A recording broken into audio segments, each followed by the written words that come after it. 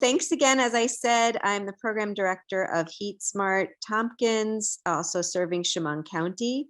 And at HeatSmart, we are a community nonprofit dedicated to education and outreach. We don't make any profit off of any sales that result as the result of our efforts, our outreach efforts.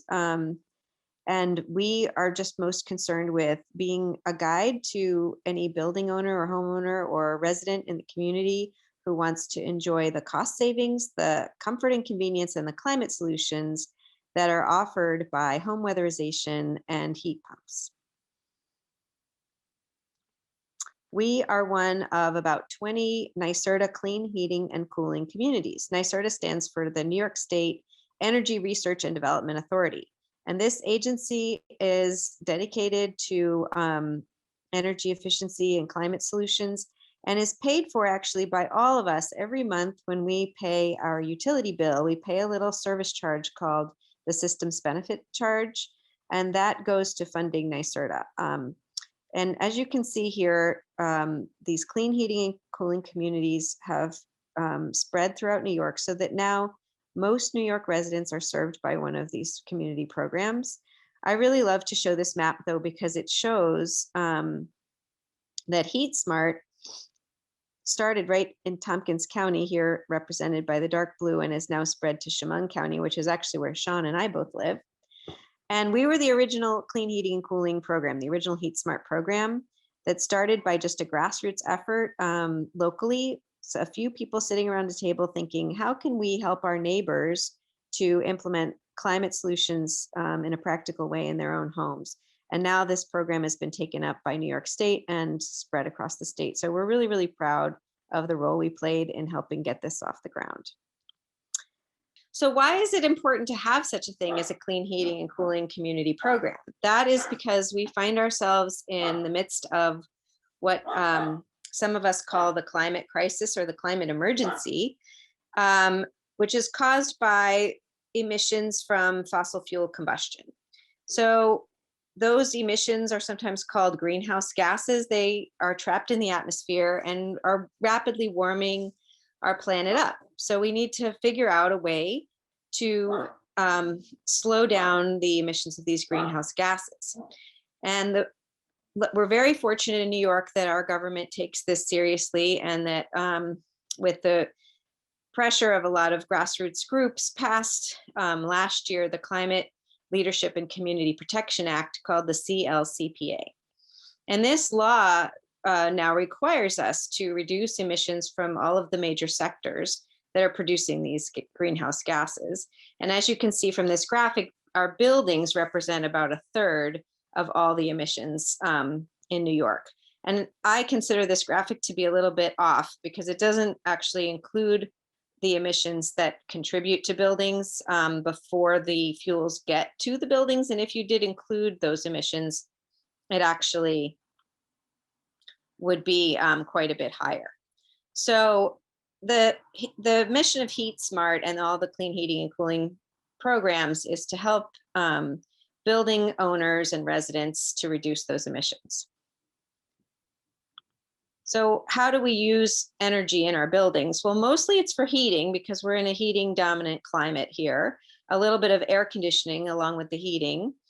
And a lot also goes to water heating. This graphic says 15%, and we've seen anywhere between 15 to 20% estimated as average for a New York household. We're also concerned about the efficiency of your appliances and your lighting, but as you can see, those are somewhat smaller pieces of the pie, and really heating is the biggest use of energy in your house. So the HeatSmart recommendations are to take a look at your building envelope. That is how well insulated and air sealed your building is, because no matter how you're producing warmed or cooled air, you want that conditioned air to stay inside the building with you instead of to go, right out the window or the attic or the basement.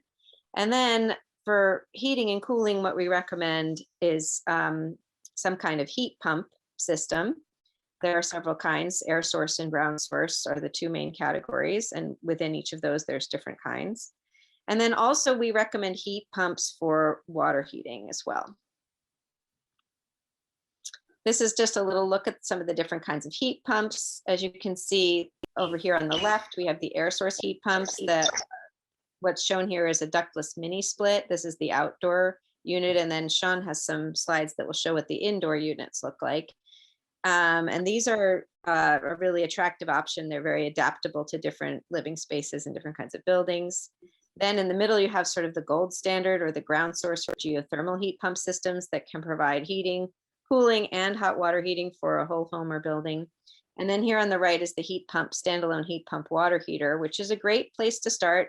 If you have an older or less efficient water heater or a leaky water heater, or just are considering a new construction building, whatever, these heat pump water heaters are really efficient, terrific, and there's a great rebate available from NYSEG that helps offset the cost of those, as well as a federal tax credit. So you can get $1,000 off the cost right off the top. Insulation and air sealing, otherwise known as weatherization. This little graphic just shows that, insulation is like that warm sweater you put on. It really does help keep you warm, and the insulation for your house does the same thing.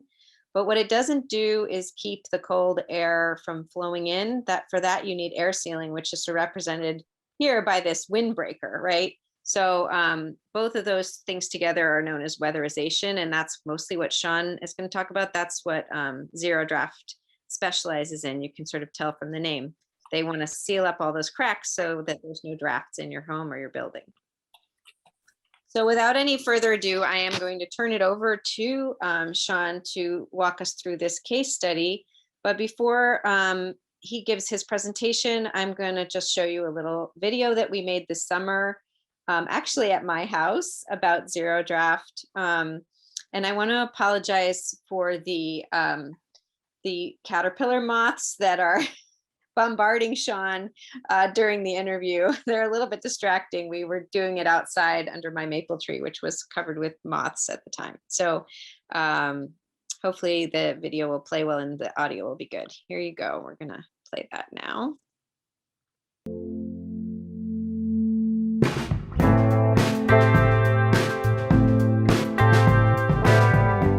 Hi, my name is Sean O'Banion. I'm with ZeroDraft. I've been with the company for 9 years. I've been doing this for about 15. I started off installing for about 6, and then for about 9 years, I've been an energy auditor with ZeroDraft. It's an employee-owned company. There's a percentage of the employees who have been there for a period of time that have a percentage. So at the end of the year, we get a percentage of the profit that the company makes. When you choose ZeroDraft, we are looking for your best interest. We're not just coming in and gonna blow and go. We're gonna air seal your attic. We're going to insulate it properly with the right materials. Also, we're going to look at all the programs that you could qualify for so that you can take advantage. When I do an energy audit, I'm looking for the low-hanging fruit that maybe the homeowner could do themselves, or I'm looking for what opportunities they have for the programs to take advantage of. But I'm also actually, for a moment, putting myself into their shoes and actually figuring out what I would do if I was them. So we usually see a complete energy audit where the homeowner decides to do everything we recommend. We usually see somewhere between 20 and 50% in energy reduction. It helps indoor air quality, and it really helps the comfort in the house. You often can turn down your thermostat because you don't need to keep it cranked up high to feel comfortable. I really like helping people, and I really like meeting people that have especially referred me through a friend, family, neighbor. It's the best feeling to have somebody not only let me into their home, but also trust me to guide them in their insulation or their home improvement efforts.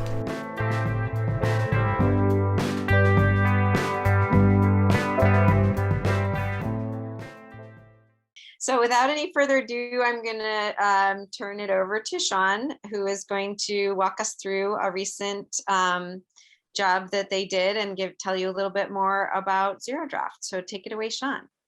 Well, thanks, Lisa. Thanks everyone for joining us. I'm Sean, and I'm glad to be here with you today. Actually, since that video, it's been 10 years, about last month. So it's 10 years and 1 month now that I've been with ZeroDraft. I love doing this type of work. Like I said in the video, I've been doing it for 15 years.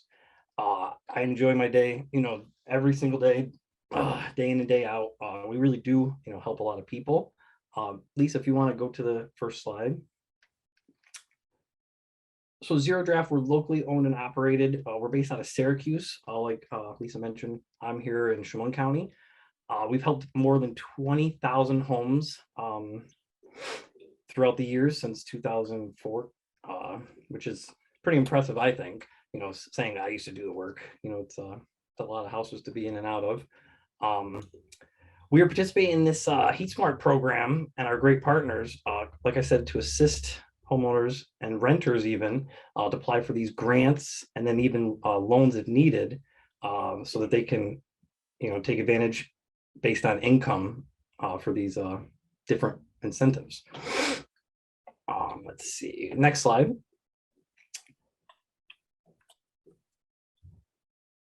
So what we're looking at right here, this is our case study. This is a typical, mobile home. We have a lady that was about to retire. She's about a year away from retiring. She called us. Her main reason was she had cold floors and drafts. It was a good thing she called ZeroDraft.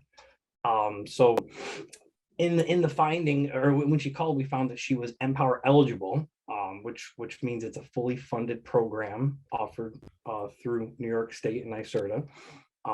We gathered all her information, her utility bills, her wood consumption and kerosene, so we could estimate how much she's going to save, so that the state could then potentially approve all the measures that I found. Next slide, please.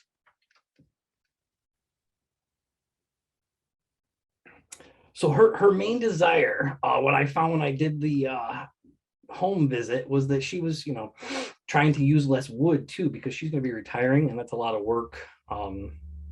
Getting that wood delivered, getting it in, and it's just something that she didn't look forward to in her retiring years.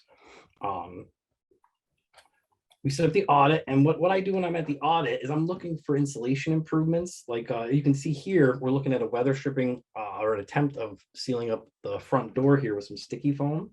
And then also on the right, we're looking at the underside of the belly, which had some repairs done and some plywood put up so that it could stop that air from coming in. But if it's not sealed properly, the insulation is not replaced, it's not going to do what it's intended to do. So that's why we have solutions to remedy that.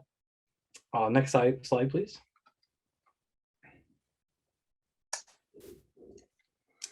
So we're looking for health and safety as well. So when I go into the house, not only am I looking for things that the homeowner can do, like caulking, if the state doesn't approve it, or if they don't want to pay for it. I'm also looking for health and safety, testing the appliances, checking for gas leaks, to ensure that the house won't be negatively affected, if we start to tighten up the home.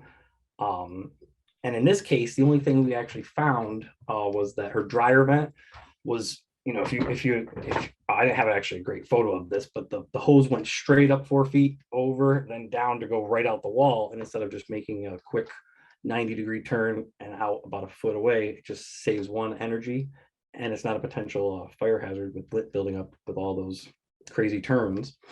And then also a smoke and a CO detector, a new one, because she had pretty dated smoke detectors, but she actually did not have a working carbon monoxide. So that's, like I mentioned, we try to do no harm. So that's priority one, is to check on those. Next slide, please. So what we found and what we got approved, or actually skip this one, sorry. So what we found and what we got approved was some a bunch of insulation.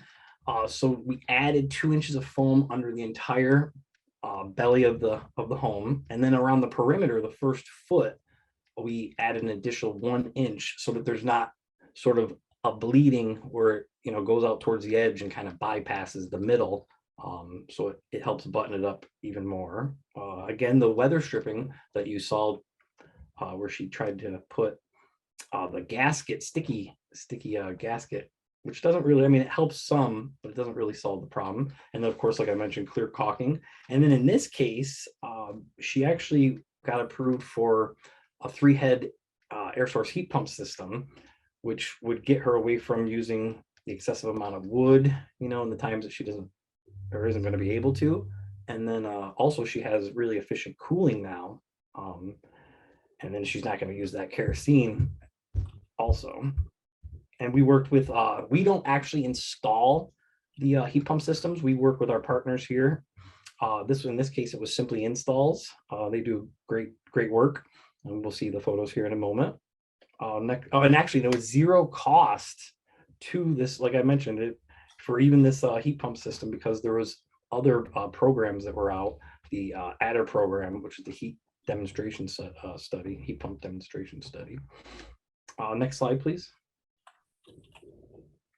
So here's some of the solutions and some photos of it. So this is the underside foaming of the belly. And this really does, really buttons up everything. It provides adequate separation from the outside and the elements. Like I said, not only does it stop the air and fill up all the gaps, but it gives you that insulation, that R value that really stops the cold air from working its way through. And then the heat can build up and warm up those floors like she was looking to do. Next slide, please. So this is some weather stripping, and you can actually still see some of the sticky foam on the door because that stuff doesn't really come off very well either. It leaves a nice, lovely residue. And then that's a nice gasket to seal it. It sort of doubles up the existing one that's there.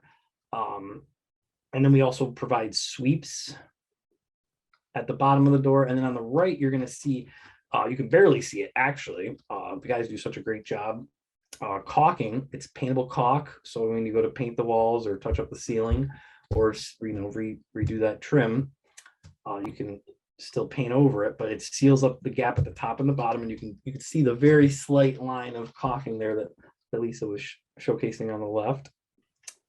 And it really does button up the house. See, the idea is you want to stop the cold air from coming in, because how it works is a cubic foot of air into your home is a cubic foot of air out. So if you seal at the top of the house, and then again at the bottom with the spray foam, it's just gonna button it all up, reduce your air exchanges per hour. And then when you're gonna feel more comfortable, like I mentioned in the video, you can drop that thermostat.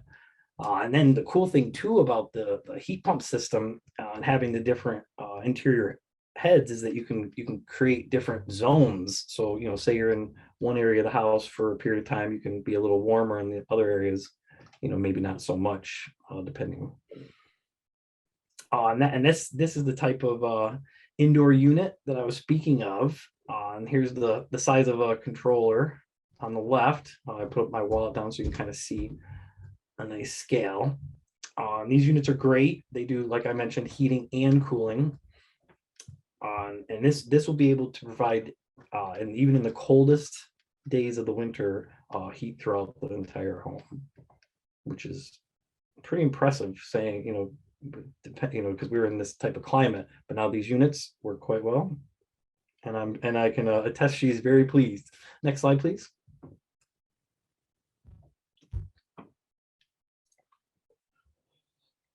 So as well as getting a well-sealed home with ZeroDraft, you know, she's now sitting pretty. She's able to retire now in peace and comfort. And when I was at the house to do the final inspection, she actually said, she's like, I feel like I won the lottery with all these things done. And it was just really rewarding. You know, I mentioned I love this job. It's a big reason why is, you know, the end result and the happy homeowners. You know, be sure, you know, to sign up and ask any questions that you might have. And thank you so much, everyone. Thank you so much, Sean.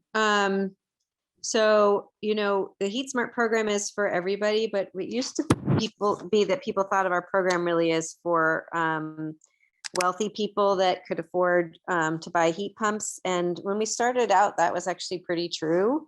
But because of a lot of the policy work that we've also worked on along with others, there's now all these rebates and at the federal level tax credits for heat pumps, and the programs for the weatherization, the insulation, the air sealing. There is a program, if you're not income qualified, that does give some grants called Comfort Home.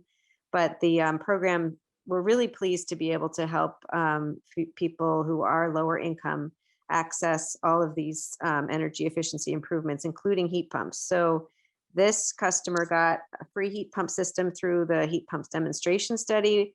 That study is over. There are some more grants for lower income folks that are going to be available soon. And then actually, for not moderate income, but for low income, the state is about to launch a pretty exciting heat pump grant program. We don't know the details yet, but we know that's coming soon. So stay tuned for that.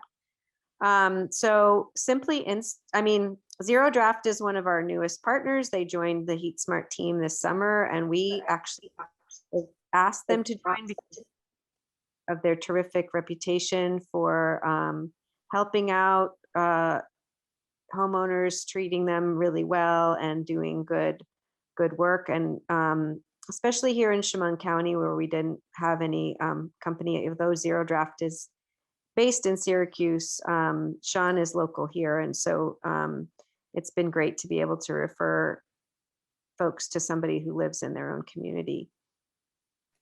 Thank So you, Lisa. to get to work with HeatSmart, you go ahead and enroll at heatsmarttompkins.org or heatsmartchemung.org. We'll also take you to the same website. It's actually the Solar Tompkins website. We started as a Solarize program. And these, you select one of the installers to come and give you a free assessment, and there's no obligation to you.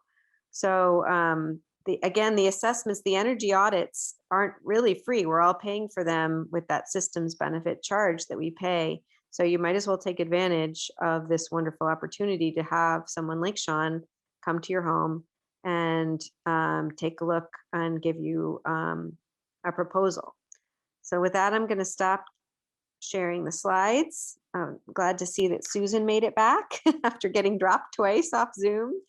And this is your opportunity to ask questions of me or Sean about this particular job, about the HeatSmart program, about ZeroDraft, or about, weatherization or heat pumps in general. So thanks for listening, and excited to take your questions. Sean, did you have to pour like a concrete pad to install the heat pump at that case study? No, it was up on, it was elevated actually. So they have these pre-pads, and then it's just elevated. I had a photo, but it was just a PDF that I sent Lisa, so I didn't have a good photo of the outside. I've seen those. They're kind of prefabricated, kind of a stand. Yeah, and you level off the ground below it. Yeah. I'm going to see if I can pull up that photo. Some cases they do pour a concrete pad, and in some cases they don't. And then in some cases they have to build it the heat pump a little hat, a little roof over it for snow protection. But if there's a good overhang of the house itself and a gutter over where the heat pump is, the outdoor unit is located, then then that is not a requirement. So yeah, it's designed to be outside. It's meant to be outside, but you do want to have it somewhat protected from the elements. Great question, Mandy. Other questions for you folks? Welcome, Matt. Thanks for joining. I have a question. Yeah, go ahead. Do you do, I didn't think I saw it, but do you, Sean, do anything with a heat, the kind of camera that can detect heat or heat loss? Yeah, an infrared camera. Yeah, we do. Yeah. The temperature has to be about 15 degrees different from the inside to the outside for it to work. But yeah, we can do an infrared scan. So when you're in the interior of a house, can you spot, a friend of mine had an interior kind of leak on their house, and they surmised it was going between some parts of structure and maybe was coming in through their attic? Can you spot things like that with the infrared camera in the interior? Or are you only looking at corners?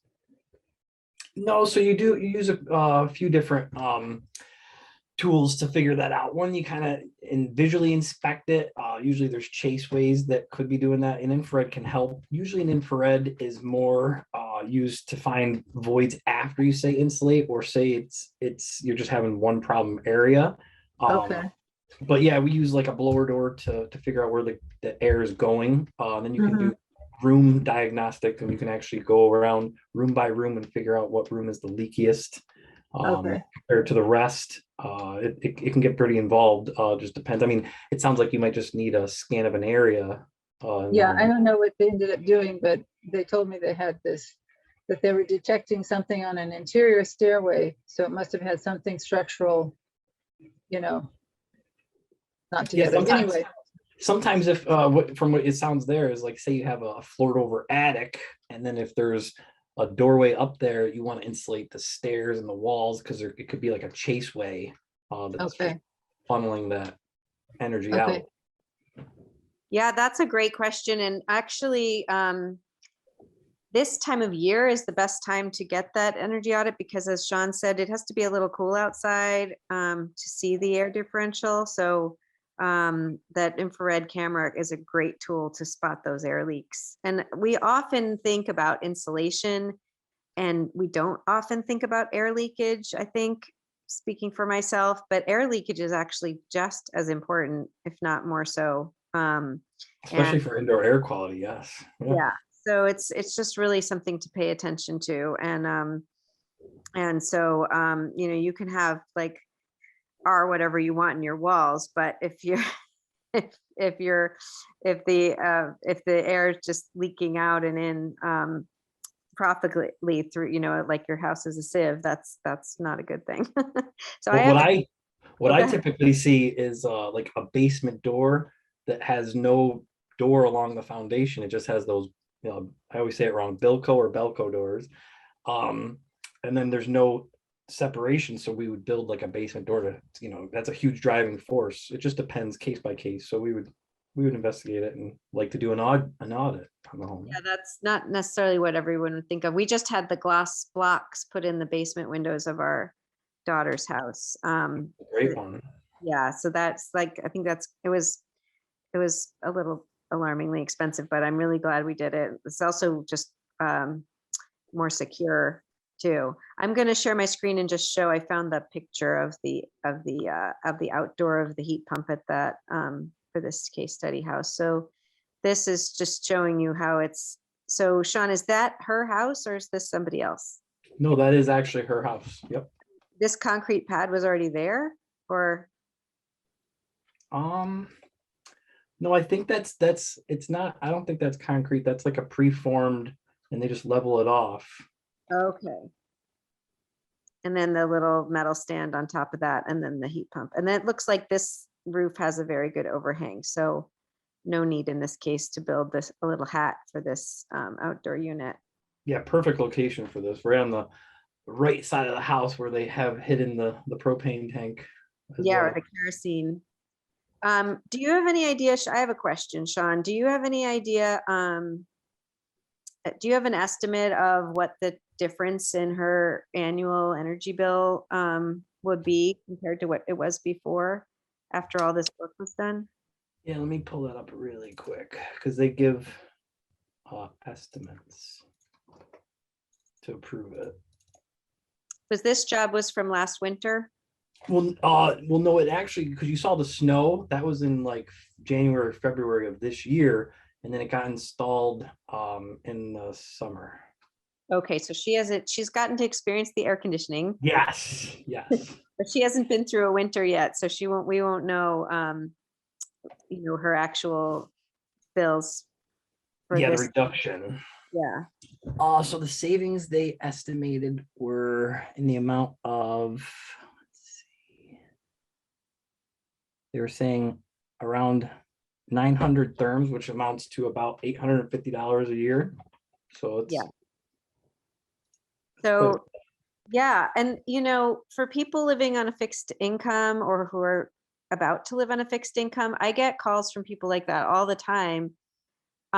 They want to make sure that their bills stay low, and B, if they're supplementing with wood, right, which is a cheaper fuel, they're starting to be concerned about their ability to continue to chop and stack and haul that wood around, right? So, you might want to have it around for backup if the power goes out, or have it for ambiance, when you're having a lovely evening, with some wine and cheese or something. But mostly, people don't want to have to rely on wood, and they want to have a way with, if they want to go to Florida for a month, that they can leave the heat, the house, so that the pipes won't freeze. So I'm hearing that almost every day from people who call HeatSmart. And this case study you did is just a perfect example. She's a single woman living on her own, getting ready to retire, and trying to sort of prepare so she can comfortably and affordably stay in her home as long as possible. And I think it's just great to see what you were able to do. Thank you. And actually, since I was looking at the savings, I forgot to mention, because it's not something that typically gets approved, but she also was approved for a refrigerator replacement. So I forgot to mention that. I apologize. Oh, right. We didn't put that on the work scope. So she got light bulbs, a carbon monoxide detector, Yep. a smoke detector. Of course, she won't really even need that carbon monoxide detector if she's not burning fuels anymore in her house. So True, true. Well, no, she will still have her stove. So she'll yeah. still have the oven and stove. Okay. But she was burning kerosene, and that's, I think, is that the most expensive fuel for home heating that there is. Absolutely. It's just going to be really great difference for her to have the heat pump, and how fortunate that she was able to participate in the study and get that all paid for. Oh, here's Eileen. I think actually ZeroDraft might have gotten the lead for this particular person from Eileen, who is our regional community energy educator. Thank you, Eileen. I know she can't do it. She's still connecting. Oh, there you are. We were just talking about you. Yeah, we're just talking about you, Eileen. Your ears must have been burning. But Eileen, Sean, I wanted to ask a question about how that worked out with her getting approved for a refrigerator. Is there a pathway to? So typically it has to save enough money, but in her case, it was actually because it was leaking water and not keeping the food. So it was it's sort of a case by case. It is pretty rare, like I said, for them to replace refrigerators for savings. But if there's an issue or if it stops working, this program's great. They've even paid off for refrigerators for homeowners that were renting it. So this program is great. It really takes a look at everything. Is that does the resident like buy the refrigerator and then put in for reimbursement, or? No, it's something that it's either approved through the process, and then it gets sent to it's something. It's actually why it didn't come up in my work scope. Is it's something that we don't take care of. We just kind of process it, and then they send it to a local distributor to then send out the new refrigerator and take the old one away. Okay. So somebody like Home Depot or? Yeah, it's actually quite interesting. It depends on the location. I've seen like 10 different places. Olam's was getting a lot of them, but then they started to spread it out a little more evenly, I believe.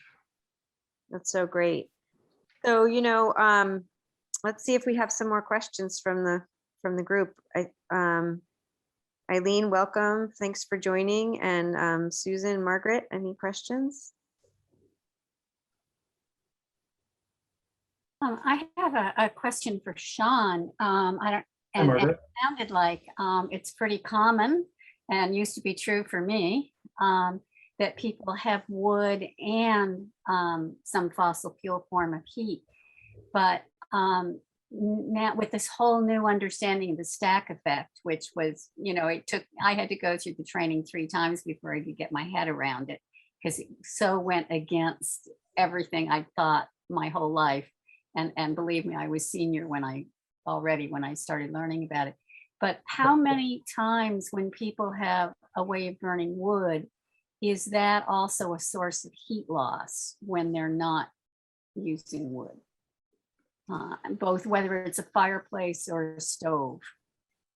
So yeah, I mean, she's still gonna likely use some wood, but it's just gonna be something, she's not gonna have to maintain it for two reasons. One, she's not gonna need as much BTUs in the house because we reduced her load with the insulation.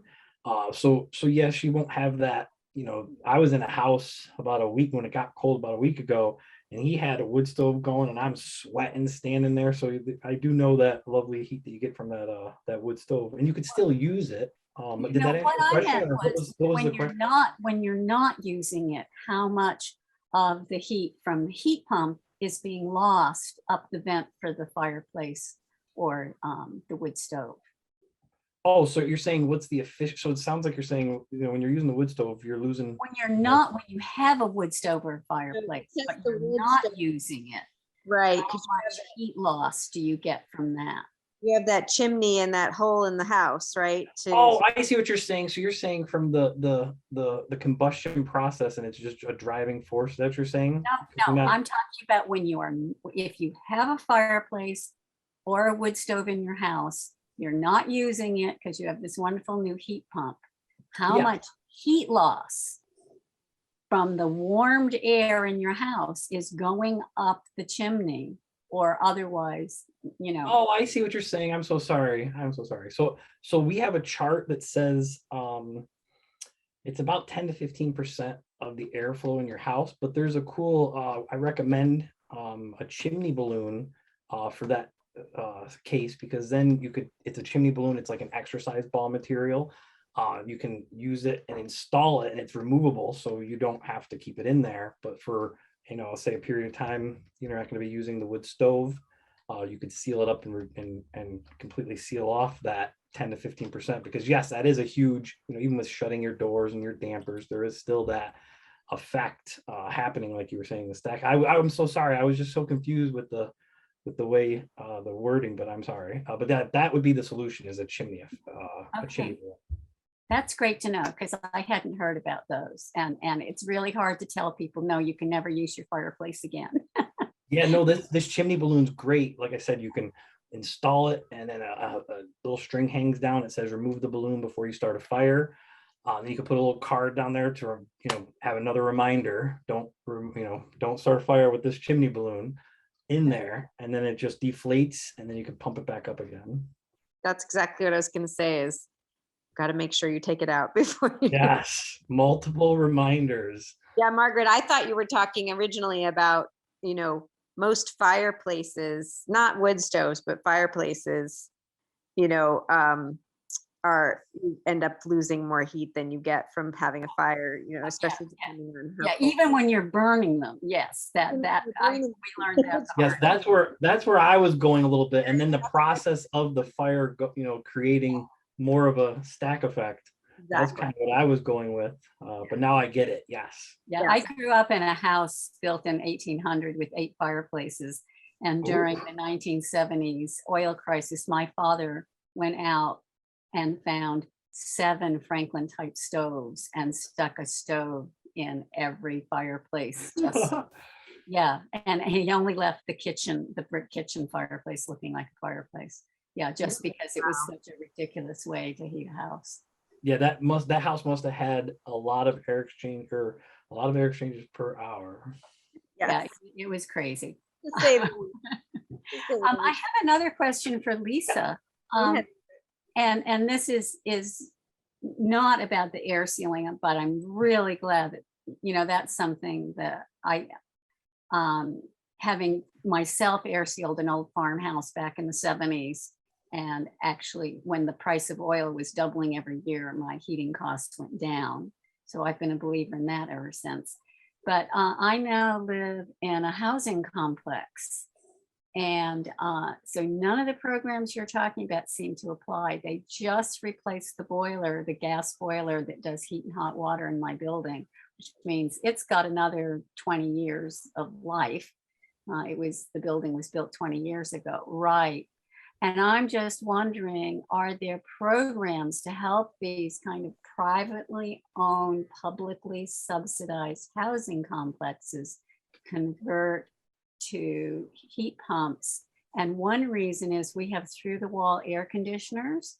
And I finally stuffed foam poster board in that opening in the winter for me. And it made such a difference because it was a constant source of both infiltration and heat loss through the metal air conditioning box. Great question. But they are now they're asking people not to put air conditioners in the windows. And, just details don't matter. Air conditioning is a huge problem here. And so if they could put heat pumps in, it would both save all that fracked gas and it would give us a safe source of air conditioning in the summer that didn't make us colder in the winter. So I'm just wondering if there are programs for housing complexes. Where are you? Where is your housing complex? Where are you? Is it Town of Ithaca. okay. So it's a little bit complicated. I mean, for the income qualified programs, there is what's so-called the split incentive. So if the tenants qualify, then then there's a way, as long as both the tenants and the landlords are willing to work together and fill out paperwork, there are ways to qualify for these programs. It's famously complicated, and it's a big area that both HeatSmart and just policy people are turning their attention to more and more, because really we have to figure out what to do with these buildings. And then in Ithaca specifically, we have the Ithaca Green New Deal, and the city and the town really working on thinking about how to package together some offerings that these buildings that are owned by landlords will be able to take advantage of, that will help upgrade all the buildings. They're really looking at all 6,000 buildings in Ithaca and how to weatherize and convert to heat pumps and just get off the gas system entirely. That plan is in the early stages. We don't know all the details. We're still trying to get it worked out. When I say we, it's really the city's plan, but HeatSmart is involved in the conversation and helping to advise and consult. So stay tuned, because I don't exactly know what that's going to be, but I think there's definitely going to be things that are offered for your building specifically, and all the buildings in Ithaca. So Okay, well, I will talk to the town of Ithaca people about that. I will say that I was a landlord before I became a tenant, and I had one of these old farmhouses that was converted into apartments, also in the town of Ithaca, and I went through that split incentive program, and it worked out really well. I did it with Tompkins Community Action, and we got a lot of weatherization done, and that we found boarded up doors and windows when the place had been remodeled, what we thought was walls. And the tenants complained, it never gets warm here. And they used digital thermometers to notice differences in the wall temperature. And we were able to find an old window and an old door that had never, when they had done blown insulation, of course, the doorway and the window hadn't filled in. right. So you just had a giant hole in your wall, basically. Yeah. And so they did that really precise targeted insulation. And as Sean was saying, it made so much difference in comfort. Absolutely. Well, landlords like you are, one in a million, and working with landlords is so important and so challenging, because,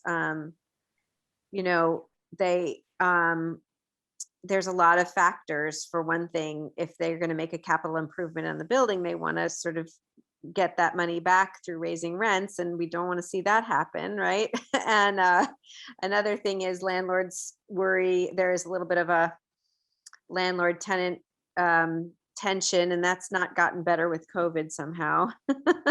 But where landlords, the tenants say, well, the landlord doesn't care about fixing our comfort and fixing up the energy efficiency of the house and the heating, and the landlord says the tenant doesn't care about the expenses if they just leave windows and doors open. And So really having these conversations, both at the micro level, building by building, and then at the municipal level, like with the landlord associations and the tenant associations, and getting everybody on the same page, and then at the state and policy level as well, is a very, very important piece of this energy work.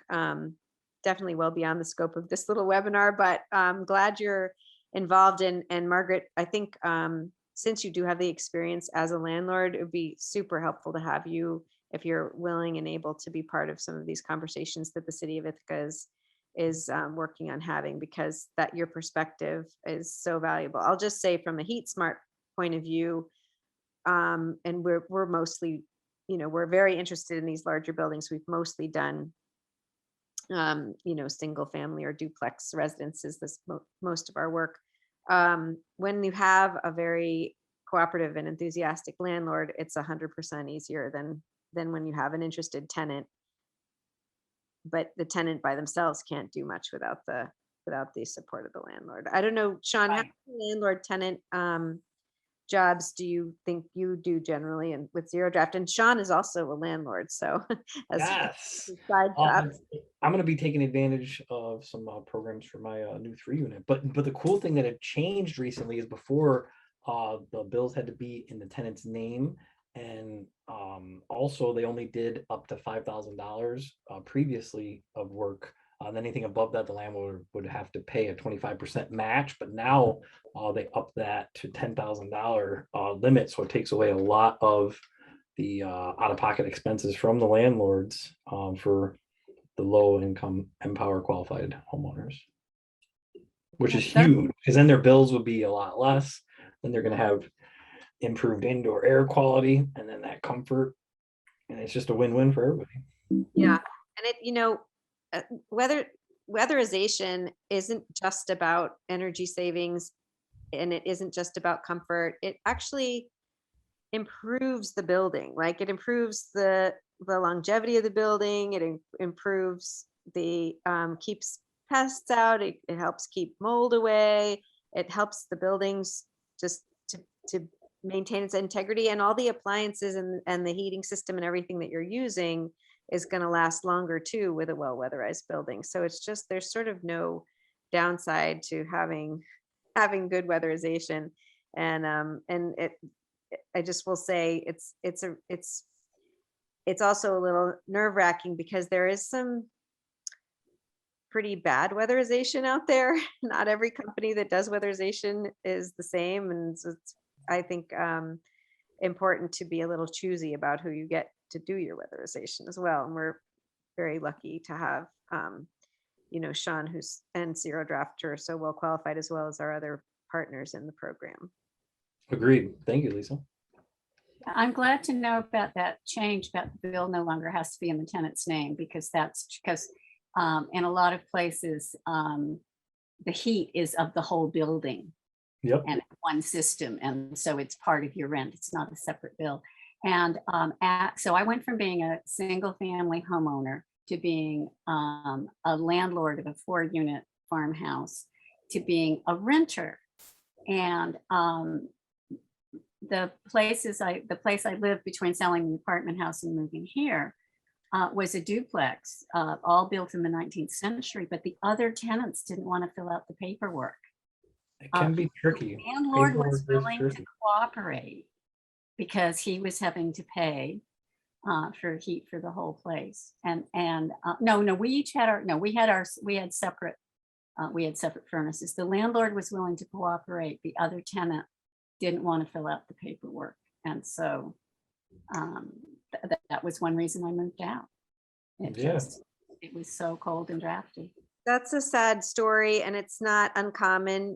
I think that as there's a lot of stigma sometimes for people with these kinds of programs, and having to give up their personal information and having to let somebody in their home. There's a lot of barriers for folks, even though we try to make it simpler. And then sometimes as we try to make it simpler, there are complications. So like right now, there's a brand new application form for Empower and assisted home performance, and that launched, I think, about a month ago, right, Sean, or 6 weeks ago.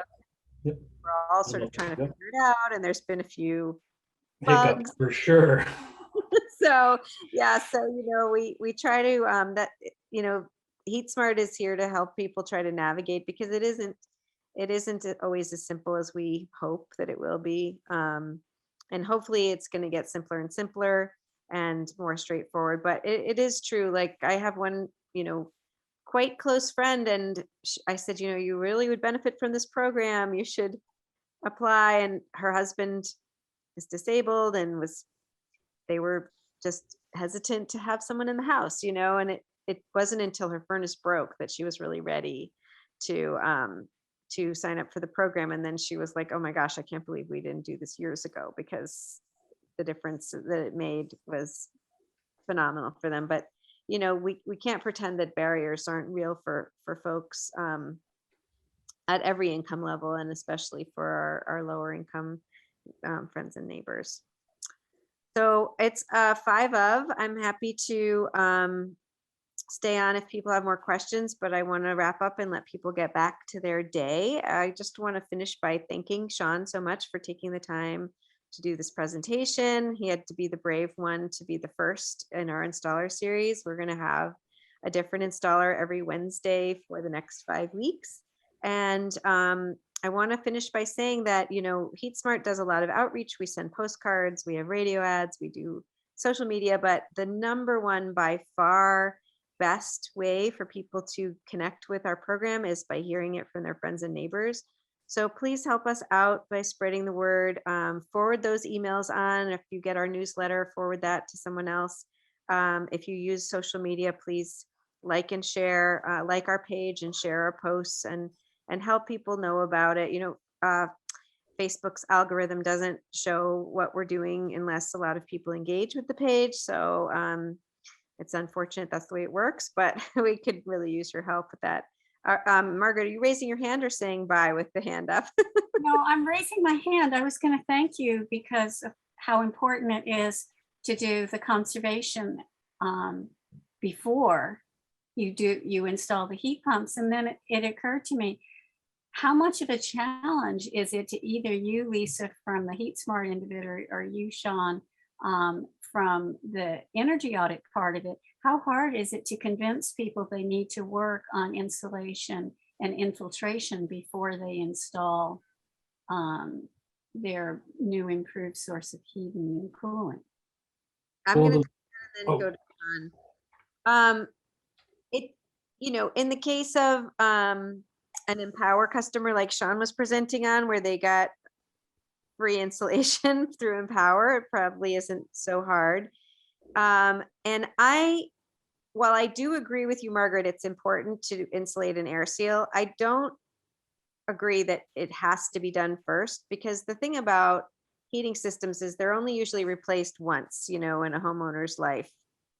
And it happens usually at the end of life, and people's budgets are what they are. So I do think sometimes the insulation part, although it is super important, can be overemphasized, and people can act like, oh, you should never get a heat pump unless you've had all the insulation air sealing done. Insulation air sealing can be done anytime. It can be done incrementally. It can be done over time. Your heating system replacement is a one-time thing.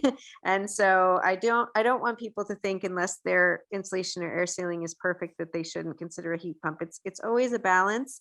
And that's why talking with HeatSmart and with the installers is so important, because it is a case-by-case situation. But we don't want to see what happened in your building, whereas they needed a replacement boiler and then they just put in a brand new gas boiler, because that's was the quickest and easiest. We want people to be thinking about what kind of heating system, what kind of heat pump system works for them, what kind can they afford, and making sure they get that system in when the opportunity arises, and that they are always thinking about the weatherization upgrades. All right, I just wanted to get that in, because that's not always the story you hear from everybody. And let Sean answer the question, and Eileen might want to join in with that too. Go ahead, Sean. And to just add to that is that for the Adder Fund program that I was mentioning in my case study, one, they were Empower, so they got these measures done. But then there were, say if it was the assisted and the homeowner had to pay a percentage, then they had to meet certain minimum requirements. So walls need to be a certain R value, same thing with the attics. So they had to have a certain amount of insulation present for it to be eligible for these incentives. So usually how it worked is if the incentive to get this heat pump in was say $10,500 or something like that, the a couple $1,000s for insulation was a drop in the bucket to get these huge incentives. Yeah, so it's really a case by case situation. I mean, in my particular house, which is an 1840s farmhouse, extremely leaky and just problematic, I could spend my house, I could spend 50% of what my house is worth on insulation and air sealing and still not have it, then I'd have no money left over for a heat pump system. So it's definitely a balance. Eileen, did you want to chime in with that great question that Margaret asked? You guys sound like you're answering it perfectly well. It's a case by case basis, and if you're in power, you're much more apt to get those upgrades done. But if you're assisted home performance or market rate, sometimes people are hesitant to put that much money into a building all at once. So if we can do a heat pump first and then work on the insulation and air sealing after that in stages, that's the best way to go in that particular person's case. So we just try to work with everybody depending on what they can do. Yeah, of course, all of us in this work, none of us want to see a heat pump put in a house where it's not going to work or where people aren't going to be comfortable or warm. It costs a lot. We don't want to see a completely oversized system going in for no reason, but it isn't as simple as, sometimes I see people present and say, well, first you have to get everything sealed up and insulated, and then you can consider a heat pump. And actually, one of the people who changed my thinking on this was Bob Howarth, who also has an old farmhouse. he says the same thing. Yeah, we did some insulation and air sealing, but our house is not and never will be well insulated or well sealed. And our ground source heat pump system works fantastic. And we're definitely using a whole lot less energy than we would be. So we don't want it to be dogmatic that it has to be one particular way. The other thing about the heat pumps too, most of people in our area don't have any air conditioning. A lot of them have 3 or 4 different ways they're heating. None of them good, but air conditioning is a real public health issue when these heat waves come, for older folks, for people who are, some of the houses are just don't have any good air conditioning. So cooling is a really important factor. Some people don't want to talk about cooling because, again, that's additional energy being expended and we're trying to use less energy, but also we have these very serious heat waves. You probably remember a couple of years ago in Montreal when I think hundreds of people died during the heat wave because they didn't have any air conditioning. So I think it's something we should be thinking about in terms of the balance of needs and of resources and how, what meets people's needs the best in the moment. So that's my long-winded answer. That's all very helpful and I appreciate it. And just like I had to change my thinking when I learned about the stack effect, and all of a sudden basement sills became a big deal. And I realized, that's been the problem in most of these houses I've lived in. But when I was going to a more efficient boiler for aforementioned a farmhouse turned apartment house, right sizing the system was a really big deal. Absolutely.